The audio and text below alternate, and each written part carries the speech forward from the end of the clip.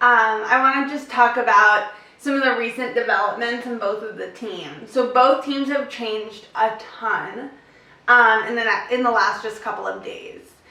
I think the most exciting thing that's come of this is Kawhi Leonard finally deciding, coming out of his shell, and finally deciding that he wants to go with the Clippers now that his friend Paul George can also come. It's Cancer season, and we're under a Cancer moon right now. It's very clear that Kawhi knew that Mercury retrograde was approaching and made sure to make his decision just a few days before Mercury retrograde commenced. It's really not advisable to make any major decisions during Mercury retrograde, right, especially a contract like this. Yeah. Such a major decision. So within the zodiac, there's 12 signs and 4 elements, and each sign pairs up with an element.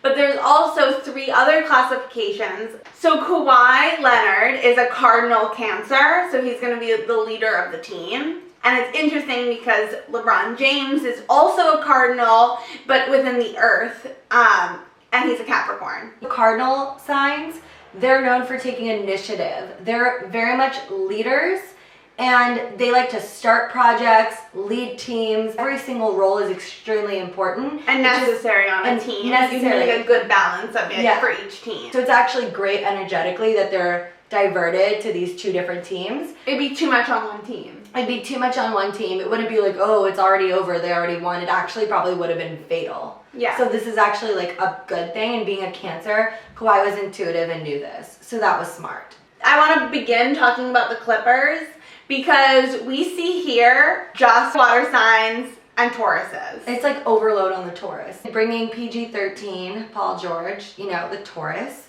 was smart because he needed his friend there. He needed a grounded earth sign. I mean, it's pretty nuts that we have all water signs here except for Tauruses. I mean, they're compatible, but there's no balance here. There's no air and there's no fire, really. Yeah, and just to clarify for anyone, Montrezl's an Aqua, and then we did just draft a Leo. I mean, just drafting someone on the 27th pick is not going to be able to bring the fire that they need, for sure. Yeah, we saw what they were doing with it. And it's a good move because they definitely need it, but... So, we technically have 1 Aqua, Aquarius, and 1 Leo, but they're just not going to be in the starting 5. So they're kind of irrelevant to this dynamic. It's overwhelmingly water and Taurus. Right. Which is really crazy. And it's interesting because the Clippers have basically transformed their team and getting rid of some of the fan favorites. In the beginning, getting rid of Tobias and Boban, which now is old news, but that really shook people. And Boban was honestly a fan favorite because he was a Leo and he was different. Boban and Tobias's friendship is so cute, and I'm really sad that they're not going to be playing on the same team anymore. And it's kind of cool, I guess, that Boban's going to the Mavericks where KP will be, but I just feel like they're going to be 2 Leo fools. Oh, that's that's too much. I think it's going to bring out a really weird side of Boban, for sure. Yeah, definitely. And I feel bad for Tobias now. I mean, he's really settled in. I mean, do to you know? his team. I'm pretty sure he blocked us. Yeah. Oh, he randomly blocked us. He's the only person who's blocked our account, literally. Yeah. That's alright, though. Yeah. So anyway, I'm excited for the Clippers because I think that it'll be... I mean, they're all going to understand each other. They're going to be on the same page. I just don't see them, pushing each other to that next level. Yeah, because we do have Doc Rivers as a Libra. Maybe he'll make some adjustments and he'll know who to play. I see them in 3 years winning a championship, but it's gonna take a minute. Now to move on to the Lakers. We have LeBron James, the Capricorn, who's been wanting this team to work. Last season was a real disappointment for all Lakers fans, I think. But now that he's brought in a Pisces, Anthony Davis, he couldn't have chosen a better partner in crime. Trading some of the young talent that the Lakers loved, I think is actually a really good move. Because I don't think LeBron jived with them. I think he respects Kuzma the Leo, but I don't think that he wanted Lonzo Ball on his team. I don't think he liked the weirdness of the Scorpio. Yeah. I think with the Lakers, what we see here is instead of just it being one and then the other and having it offset and not be balanced, we have Capricorn leading and then a Pisces and Leo complement. So we have the two Capricorns, LeBron James and JaVale McGee, who are both like amazing, hardworking players. Capricorn's a great sign for a basketball player. Yeah, and also when LeBron was out, McGee really stepped up. Totally. Even with the fans, like he tried to like be a substitute Capricorn for LeBron in those moments. And then we have the two Leos, DeMarcus Cousins and Kyle Kuzma, who both I think are just going to be excellent additions to this team. I mean, we already see Kuzma at home in LA. And he'll bring people to they'll get people going at the games too. Yeah, So and Cousins is just like such a Leo, just totally in his element of just being theatrical, dramatic, but in a really good, positive way. Especially for this team. LA loves the drama, so he's going to be like great here. I think. And then when we say the drama, it's more like the entertainment drama, not the like drama where you're like, please stop, like you're annoying. Like he's like a cool Leo. And move on with the water signs we see here.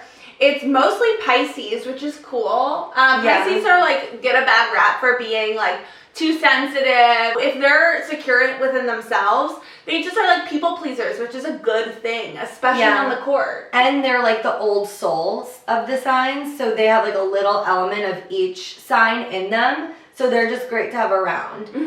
Actually now, like, we actually have, like, almost as much Cancer as Pisces. Right. Because we just brought in Troy Daniels, which is July 15th Cancer. A lot of these, like, mid-July Cancers coming into both teams in LA. I wonder why, during this Cancer moon. Yeah. And then we have Jared Dudley, I think July 10th. Yeah, so happy birthday, Jared Dudley. Yeah, happy birthday, Jared Dudley. And I just think the three Pisces and the three main Cancers, so the Pisces we have Caruso, Davis, and Rondo, and then the Cancers we have Green, Daniels, and Dudley. I think that they're just going to be like a great watery ocean for LeBron to just like splash around in. Yeah, and like there's only one Aquarius that's pertinent, and that's Caldwell Pope. But the thing is, he's so pertinent and he's so present. He's an incredible shooter, and like hovering in the air as an air sign, like he can do that too. Right. So it kind of keeps them on their toes. Because it's a lot of different things. They're all going to push each other to be better, but they still all complement each other. Yeah, and Frank, the Cancer coach, is actually great for this dynamic because they're also cardinal signs, so he can like be a mentor for LeBron leading and just like an ally. But then also get to know all the Pisces and the Cancers and like understand where they're coming from. Everyone. The last season, Coach Luke, everyone was so like outraged by he left. There were some allegations and drama surrounding him. He's a Pisces. It was an emotional exit. And then we kind of like revamped and like got back on. But at this point, you know, LeBron was in his suit, not playing. And it was kind of a mess anyway. So this bringing a Cancer to kind of like calm everyone down. That'll be really good. It is great. I think a Pisces coach for LeBron is not the same as having a Pisces teammate. Pisces teammate, great. Pisces coach, ill-advised. But I think with the Cancer coach, you know his heart is in it. So he's going to really look at every quality in everyone and put together kind of like the best team. I kind of view, though, the Lakers as being almost what the Clippers are trying to do. Really compare these two teams. The Laker just has a little more fire. That's what it is. Like, they're both great. They're both very watery. I think the Lakers come on top. After this trade season, I mean, we'll see what ends up happening. The Tauruses is like a great addition to the Clippers that the Lakers are lacking. The Lakers don't have any Taurus. Like loyal, strong-willed, just kind of like reliable. And now I think that like kids growing up in LA have the choice of being a Lakers or a Clippers fan, which is cool instead of just like naturally being a Lakers fan. Unless like your dad played on the Clippers, you're not a Clippers fan. Or owns it. Yeah. It is LA. Right. But like, unless that's the case, like I don't see anyone being a Clippers fan except for now, because I think like Leonard is such a caring Cancer that people just are drawn to him, and he's so humble and like cool as a Cancer sign. My prediction is that I think both teams will make it to the playoffs. I think that the Lakers will go further though. I think, with this balanced energy around him, I really see that happening. That's going to be kind of like scary, cool to watch because they're more fearless as a team. Definitely. So thank you so much for tuning in today, and we'll catch you next week. I go from 6 to 23 like I'm LeBron.